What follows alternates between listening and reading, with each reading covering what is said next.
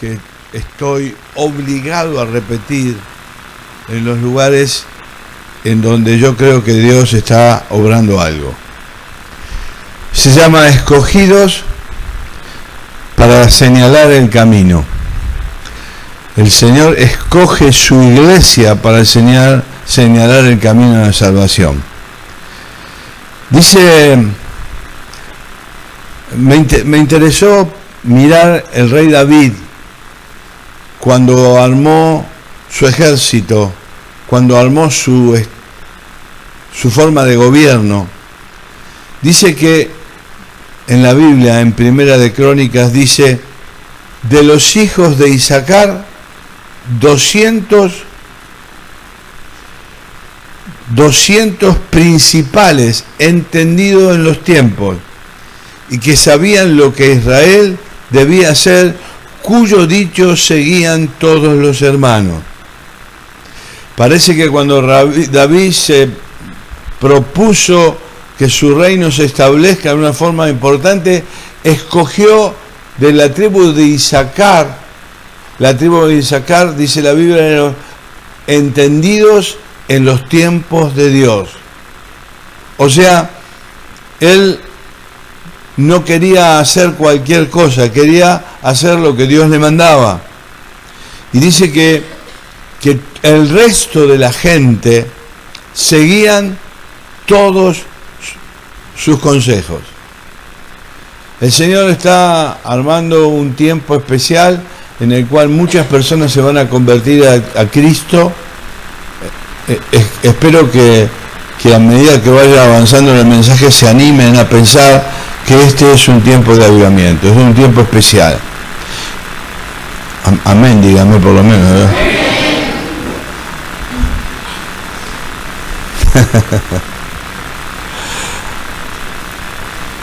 La Biblia dice así: ustedes ya están limpios por la palabra que les he dicho. Sigan unidos a mí como yo sigo unidos a ustedes. Una rama no puede dar uvas de sí misma si no está unida a la vid. De igual manera, ustedes no pueden dar frutos si no permanecen unidos a mí. Yo soy la vid y ustedes son las ramas. El que permanece unido a mí y yo a él da muchos frutos. Cuando está hablando de frutos en la Escritura, está hablando directamente de personas que entregamos a los pies de Cristo, que son revolucionadas en su mente y en su corazón y que llegan a conocer al Señor. La Biblia dice que hay que ser como niños. Dice que si no nos comportamos o que no aprendemos a ser como niños, no podemos entrar en el reino de los cielos. Pero, ojo, el hecho de ser niños es para recibir la sabiduría de Dios, porque cuando somos maduros en nuestro propio conocimiento, rechazamos lo que Dios dice. Entonces, nosotros somos llamados a ser como niños para aceptar lo que Dios nos da sin cuestionarlo, aceptarlo por la fe. Pero inmediatamente después, la Escritura dice que tenemos que dejar de ser niños.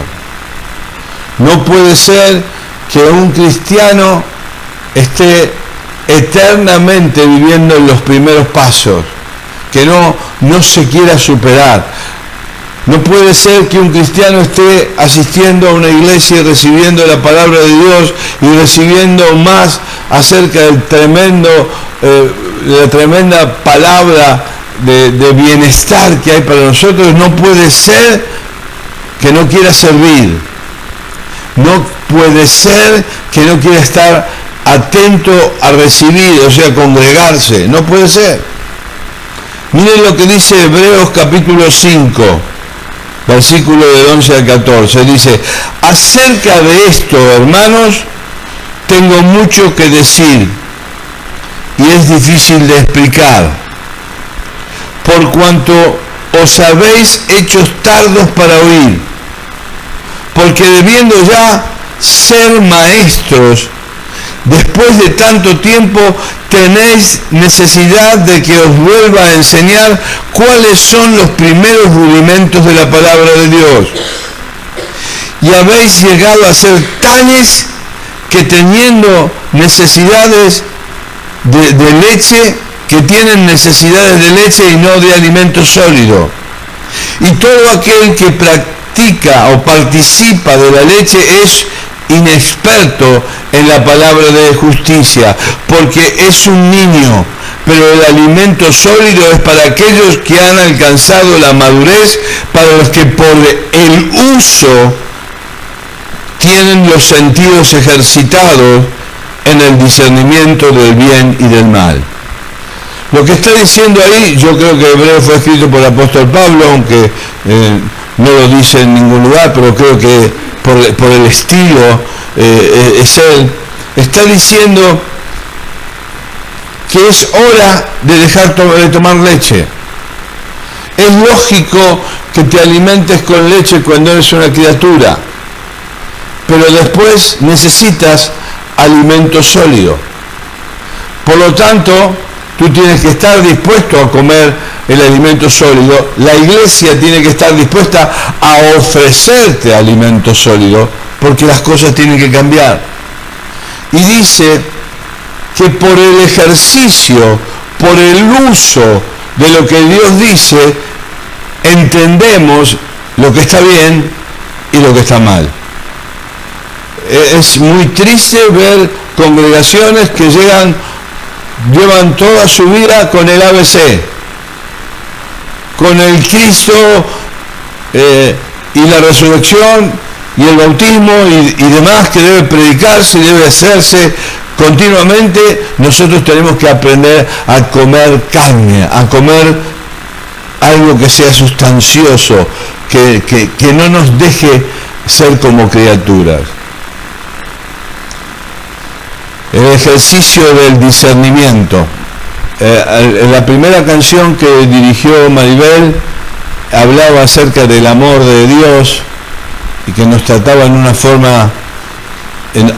había tratado de una forma tan grande que nos había dado la salvación por gracia.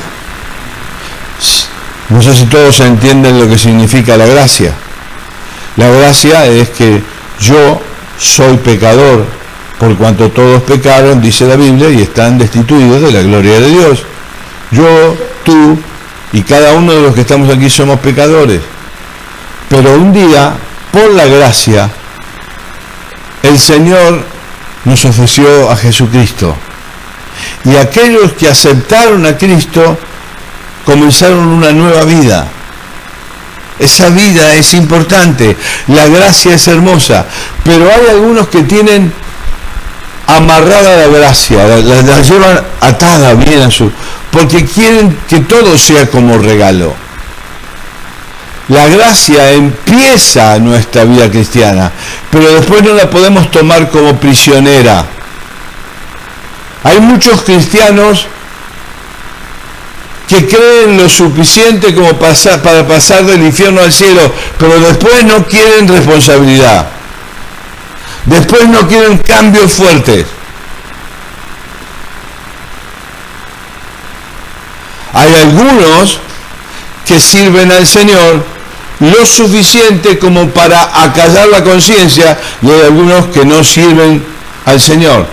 Yo quiero, querido hermano, si estoy hablando a tu corazón porque está tocando tu vida, que entiendas que no estoy tratando de agredirte, estoy tratando de abrirte la mente, porque nosotros tenemos que tener la mente abierta frente al Señor. Finney fue el protagonista de uno de los grandes avivamientos del mundo. Fue tremendo el avivamiento de Finney. Eran miles y millones de personas que se convertían. Finney dice que es más culpable un cristiano de no participar en un avivamiento que un no cristiano de no conocer a Jesús. Porque en definitiva, esa persona no conoce a Jesús porque es ignorante todavía en cuanto a ese camino. Pero los que conocimos al Señor, ¿cómo no vamos a querer que los demás también lo reciban? No podemos tomar la gracia como prisionero. Tenemos que entender que por gracia hemos sido salvos, pero que ahora viene el ejercicio de la salvación a través de las distintas formas en que puedes servir al Señor. Arrepentirse es ir hacia el lado contrario a donde ibas. O sea, te arrepientes porque estabas caminando en el pecado. El Señor abre tu corazón, te llena de su gracia, te llena de su espíritu, tú te arrepientes y empiezas a caminar hacia el otro lado. Pero el arrepentimiento implica un cambio de pensamiento y un cambio de acción. O sea, tú no puedes conocer a Dios y seguir pensando lo que pensabas antes de conocer a Dios, porque Él tiene que renovar tu mente. Tú no puedes decir que has aceptado al Señor y no hayas cambiado. Hay personas que conocen al Señor y todavía mantienen sus vicios. Hay personas que han conocido al Señor y no han cambiado su temperamento, entonces en casa sigue pasando lo mismo. Nosotros tenemos que entender que estamos en un tiempo en el cual Dios va a pedir cuentas, porque dice la Biblia que el Espíritu llenará toda la tierra. En los últimos tiempos el pecado abundará, y esto lo vemos. Prendes la televisión, lees un periódico, escuchas la radio, vas a internet y escuchas continuamente que el mundo va para cualquier lado. Pero también dice que en los últimos tiempos el Espíritu llenará toda la tierra. Yo creo que este es el tiempo. Desde que Cristo ascendió hasta que Cristo vuelva, es el tiempo del Espíritu Santo. O sea que tú no puedes descuidar tu relación con el Espíritu Santo, porque este es su tiempo. Yo no sé cuántos recuerdan a Gedeón. Gedeón iba a ir a batalla con 20.000 personas y tenía miedo. Era temeroso. Era temeroso, yo creo que porque era ignorante. No se preocupen, media luz no hay problema. Era temeroso. Listo, ahora no jugamos más.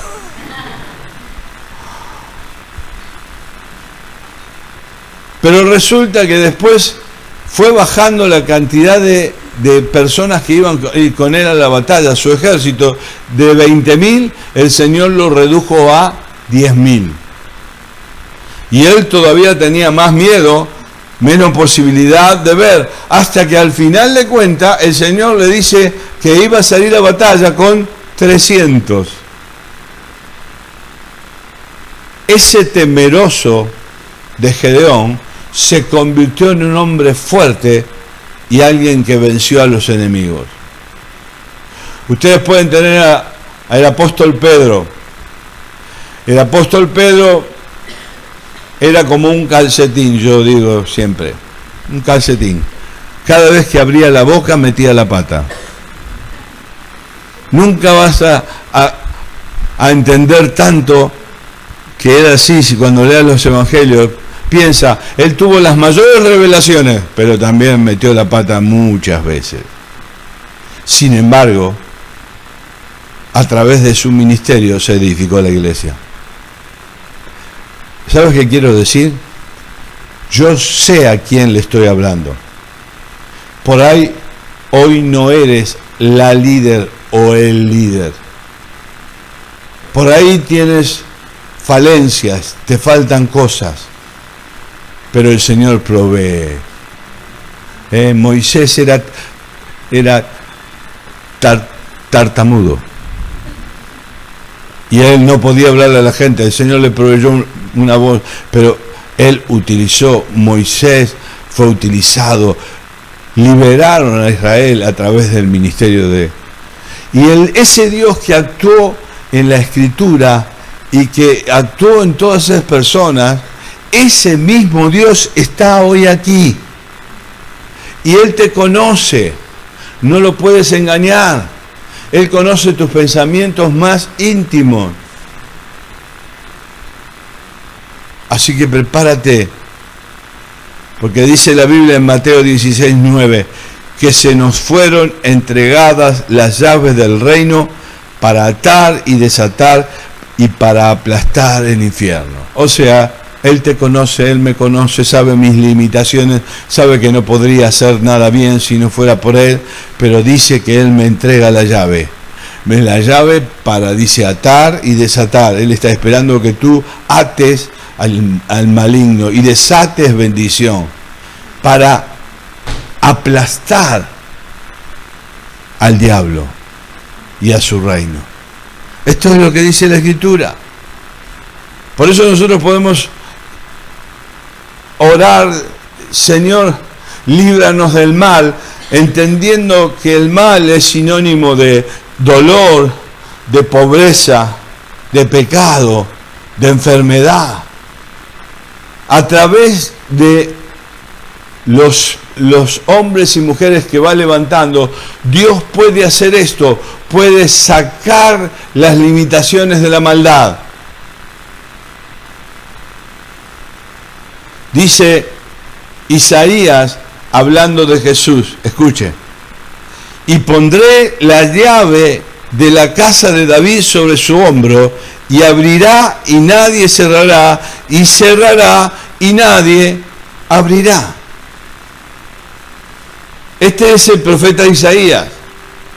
Escribió 740 años antes de Cristo, escribió esta palabra y dijo que Cristo traería la llave para cerrar y para abrir.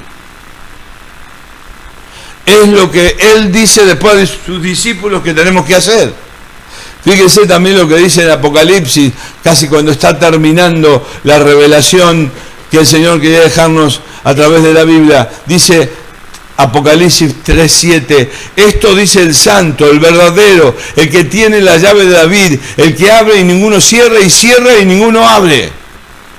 Jesús fue este.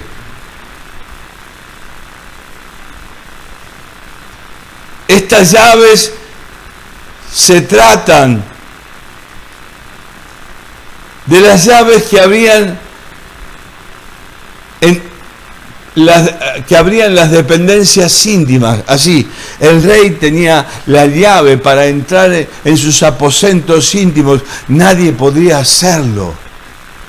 La Escritura está hablando de esto, está hablando de que Él nos da la llave para entrar en la intimidad con Dios, pero lo interesante es que no solamente podemos entrar nosotros, sino que podemos llevar con nosotros a cuantos queramos a la presencia misma de Dios. El Señor no lo iba a hacer a través de ángeles, dijo. El Señor lo va a hacer a través de seres humanos. Va a cambiar esta ciudad, va a cambiar este país, va a cambiar este mundo solamente con personas que entiendan de que fuimos llamados a atar y desatar. Miren lo que dice la Biblia cuando dice: a quien ustedes, este fue un texto lema nuestro hace unos años, dice: a quien ustedes perdonen sus pecados, les serán perdonados, y a quienes no perdonen sus pecados, no les serán perdonados. A ver, cuando tuvimos esa palabra, teníamos el lema como todos los años, y a mí me costaba pensar cómo iba a caerle a una persona que entrara en la iglesia que yo puedo perdonar los pecados y también puedo liberar de los pecados. Pero la verdad es que es así. El Señor está diciendo que como atributos Él te pone la posibilidad de abrir y cerrar, de atar y desatar, de perdonar pecados. Tu familia que no conoce a Cristo se va al infierno. Tus amigos, tus compañeros que no conocen a Cristo se van al infierno. No porque yo lo diga, yo no desearía que esto no fuera así, pero es lo que la palabra dice. Entonces nosotros tenemos que recibir una motivación especial para utilizar la llave que el Señor nos dio para entrar en intimidad y abrir, pero llevar con nosotros a todos los que podamos. Porque este es el tiempo para ello. Porque el reino no es cuestión de palabras, sino de poder. A ver, repite conmigo. Porque el reino no es cuestión de palabras, sino de poder. Por eso dice, busquen primero el reino de Dios. Para muchas iglesias, lo que sucedió un día fue algo normal. Por ejemplo, nosotros tuvimos en el año 96, tuvimos la experiencia de que comenzó en la iglesia un gran avivamiento, muy fuerte, y duró por 6 o 7 años. Todos los días se convertían personas, a veces a la 1 de la mañana, los atendíamos. Era algo muy fuerte, pero después un poco fue menguando. Lamentablemente esto es lo que pasa con los avivamientos. Ahora, lo extraordinario no es lo que está pasando ahora. Lo extraordinario es lo que pasó cuando cientos se bautizaban porque conocían a Cristo. Lo natural es que comencemos a pensar que hay un solo proyecto de parte de Dios.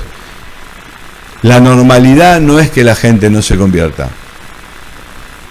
Dejemos de decir que la gente es dura y comencemos a orar para que seamos lo suficientemente interesantes para la gente de tal manera que quieran seguirnos.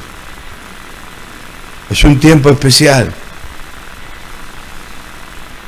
La verdadera anormalidad es que la gente no se convierta. Yo estoy contento con lo que está pasando aquí. Se están preparando para algo grande, al punto que ya van 3 edificios que compran. ¿Para qué lo queremos ahora? Si está muy bien, acá comemos la palabra, ahí comemos la paella. Está todo muy bien dividido, ¿para qué complicarnos? Y porque yo creo que en el corazón de sus pastores está que esta iglesia va a crecer, que esta iglesia va a cambiar. Hay muchas cosas que van a ser mejoradas por el Espíritu Santo. Aquellos que están en los grupos de discipulado van a ser cada día gente más influyente. Los músicos van a progresar y la adoración y la alabanza será tremendamente hermosa, porque ninguno se va a conformar con lo que está haciendo, sino que van a buscar más de Dios. No es suficiente hacer lo suficiente para pasar el culto. Nosotros estamos llamados a vivir la vida anormal, la vida del crecimiento, la vida en que la gente conoce a Jesús. ¿Cuántos dicen amén? Yo creo en los avivamientos. Yo no creo en el plan B, o sea que una iglesia subsista. Yo creo en los avivamientos.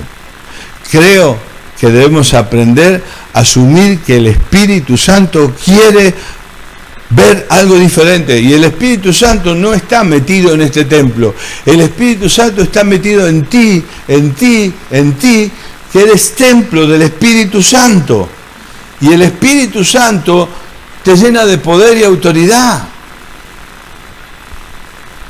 Miren lo que dice la Biblia. Dice: Jesucristo de Nazaret fue un hombre acreditado por Dios ante ustedes con milagros, señales, maravillas y prodigios, los cuales realizó Dios entre ustedes por medio de él.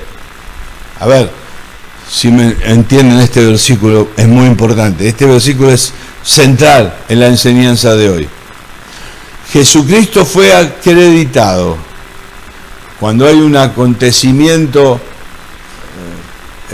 en donde se juntan gente por mitin político y demás, y está prohibido el acceso, solo pueden entrar los que tienen una acreditación, por ejemplo, de periodista. Entonces yo acredito a través de lo que te muestro que soy periodista y entonces me tienes que dejar pasar. ¿Entienden? Ahora dice que Jesucristo estaba acreditado ante los hombres. ¿Cuál era la acreditación? Milagros, señales, maravillas y prodigios. Esto era Jesús. Y entonces dice ese pasaje que a través de Él hizo milagros. Yo creo que en algún momento compartí esta parte que voy a decir ahora, pero lo tengo que usar otra vez. Mira, dice Juan 5:19 que el Hijo del Hombre no puede hacer nada.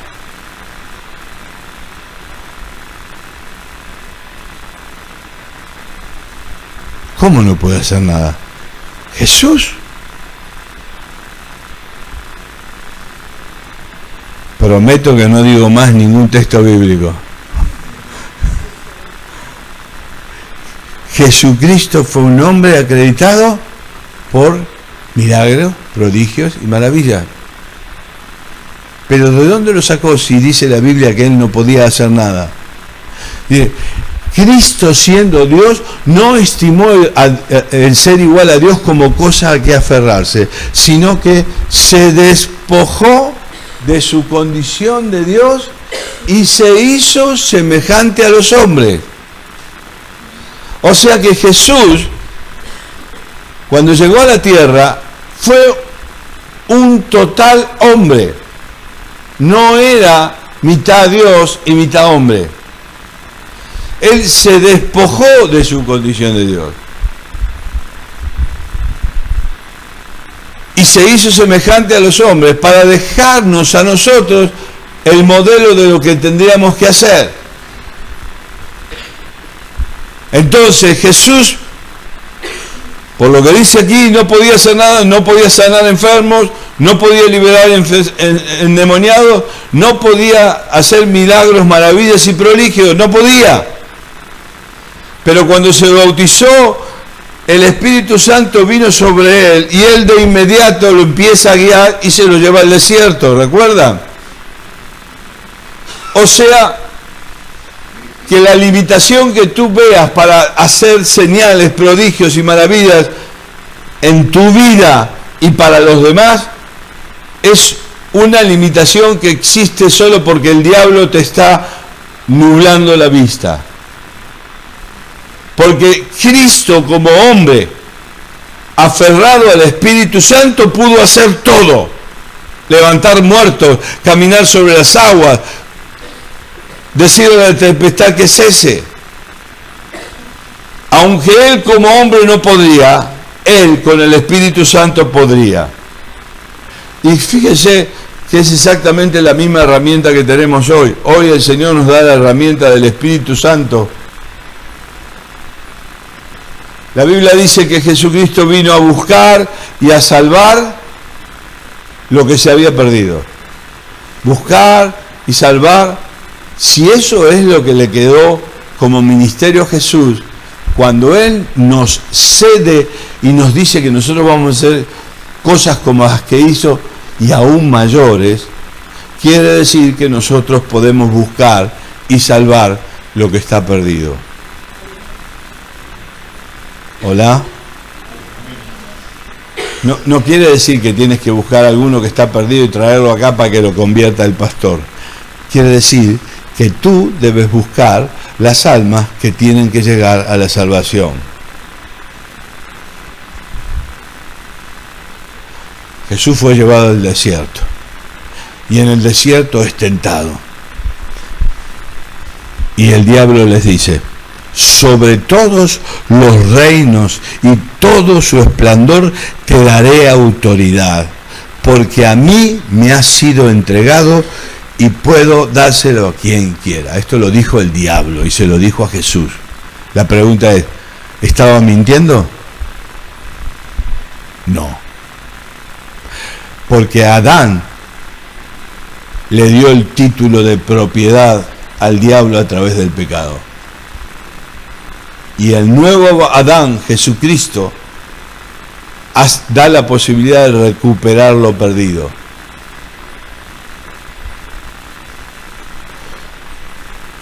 Y entonces aquel que lo tienta como mentiroso se tiene que ir porque no pudo vencer a Jesús. Y Jesús siguió su ministerio hasta que llegó un momento en donde dijo: toda autoridad me es dada en el cielo y en la tierra, por tanto, hagan discípulos en mi nombre. O sea, la autoridad de este mundo está con el diablo, pero la autoridad que pone Jesucristo en ti para ir en contra de las obras del diablo es superior. Por lo tanto, tú puedes ser más que vencedora, más que vencedor por medio de aquel que te amó. ¿Entendemos? El otro día estaba leyendo en casa el libro de Zacarías y me apareció un versículo tremendo. Y dice: en aquel tiempo 10 extranjeros de las demás naciones agarrarán por la ropa al judío y le dirán: queremos ir con ustedes porque hemos oído que Dios está con ustedes. Qué fuerte, ¿no? ¿Te imaginas a alguien que te coja de la mano en forma desesperada y te diga: quiero ir contigo a donde tú vas? En realidad el Evangelio tendría que ser atractivo para el no creyente, pero a veces ven que somos demasiado poco comprometidos.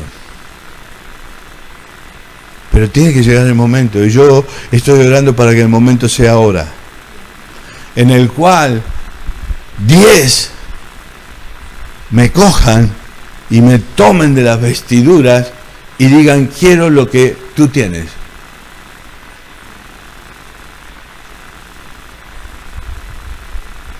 Qué comprometido, ¿no? ¿Y qué les voy a decir, pastor, si me dicen así? Es que no sé qué decir. Dice Mateo 10, cuando estén frente a autoridades, cuando estén frente a los que van a rendir cuenta, no se preocupen, Dios va a poner las palabras en ti. La sabiduría de Dios va a fluir a través de ti porque el Espíritu Santo está contigo.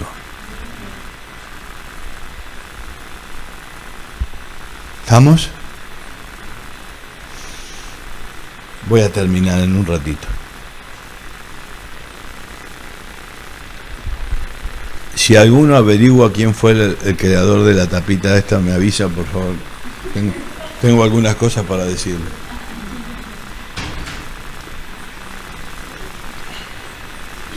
No, nadie sabe quién fue, pero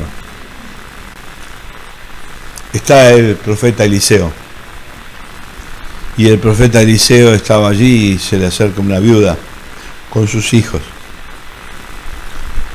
Y la viuda y los hijos estaban viviendo escasamente. Y es más, estaban preparándose para morir porque no tenían que comer. Y entonces el profeta le dice: ¿qué tienes en tu casa? Un recipiente insignificante con aceite. El Señor te pregunta a ti: ¿qué tienes en tu casa? ¿Qué tienes en tu corazón? Y dice que la mujer recibió un consejo del profeta que lo tomó como una orden, y era que fuera a conseguir todos los recipientes que pudiera de sus familiares, de sus amigos, y que luego cerraran la puerta de la casa y empezaran a vertir aceite. Imagínate la fe de esa mujer. Cogió a sus hijos, se fue a casa, puso en hilera todos los recipientes que tenía, mandó a buscar de los vecinos, mandó a buscar de los familiares, hasta que ya no había más nadie a quien pedirle recipiente. Entonces, de acuerdo al consejo del profeta, esta mujer entra a su casa, cierra la puerta y coge el recipiente que tenía aceite y comienza a vertir el aceite, y ella notó que cada vez que inclinaba el recipiente que tenía, el otro se llenaba y este no se vaciaba. Y eso pasó durante el tiempo que había recipientes vacíos. Cuando llenaron el último, la madre preguntó: traigan otro. No hay más, mamá. Entonces, ¿qué pasó?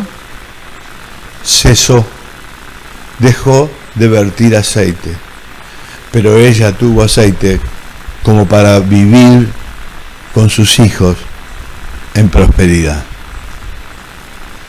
¿Y qué tiene que ver esto, pastor, con lo que estaba predicando? ¿Qué tiene que ver con que lo agarren de la ropa y que quieran? Todo tiene que ver. Porque, ¿saben? La única forma en que el aceite de la unción se desparrama es cuando hay cántaros vacíos. Si comienzan a haber recipientes o cántaros, recipientes vacíos, personas, mientras que haya personas que necesiten del amor de Dios, el aceite se va a seguir vertiendo. Pero si no hay, se secará. Y no hablen de avivamiento, porque el avivamiento viene cuando sucede esto que les estoy contando.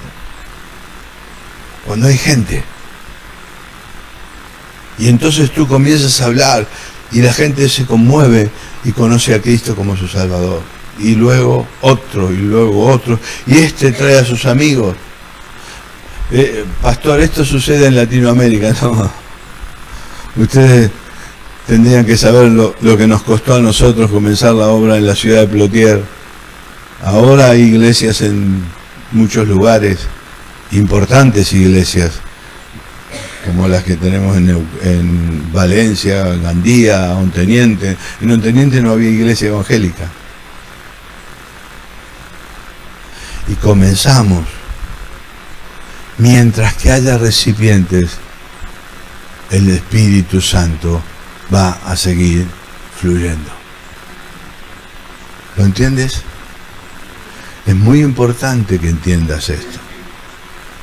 Porque el Señor te ha dado la llave. Con la llave tú abres y cierras. Con la llave aplastas al enemigo. Porque Él no puede contra el Espíritu Santo. Él fue vencido en el Getsemaní, en la cruz, perdón. Él fue vencido. El dolor que Cristo mostró en Getsemaní, que decía: Señor, si es posible que pase de mí este trago. Sin embargo, Cristo llegó a la cruz, a donde estaba destinado a ir, y cuando Él estuvo en la cruz, llegó un momento en donde dijo una palabra griega que se dice tetelestai, que significa la cuenta está cancelada. Cristo ha cancelado la deuda de los hombres que crean en Él. Por eso tú te gozas en la vida eterna. Pero no puede ser que no quieras ser parte de un gran avivamiento. Gran avivamiento. La previsión de haber comprado estos edificios se va a quedar corta. Y tú serás parte de un mover de Dios que se va a atomizar en muchos lugares y en muchos ministerios. No estoy hablando que va a suceder solo en el Centro Cristiano Esperanza. Viene un tiempo especial en donde la dureza del corazón va a provocar que la gracia abunde. Donde hay pecado, sobreabunda la gracia de Dios que viene a través de tu boca. Para eso tiene que ser llena del Espíritu Santo. Lleno del Espíritu Santo. Y vamos a hacer una cosa. ¿O no sabéis que vuestro cuerpo es templo del Espíritu Santo, el cual está en vosotros? Vamos a pedirle al Espíritu que haga algo tremendo en nuestras vidas y a través de nuestras vidas. Les pido que inclinen su rostro, por favor.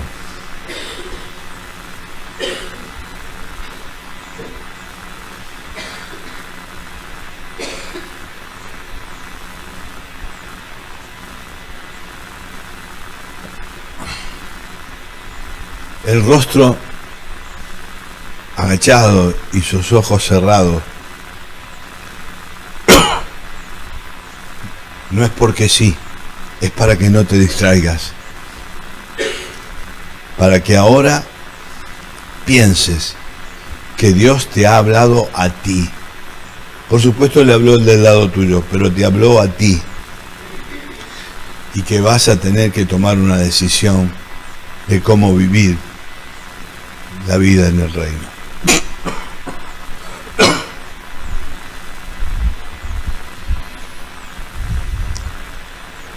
¿Lo entendemos así?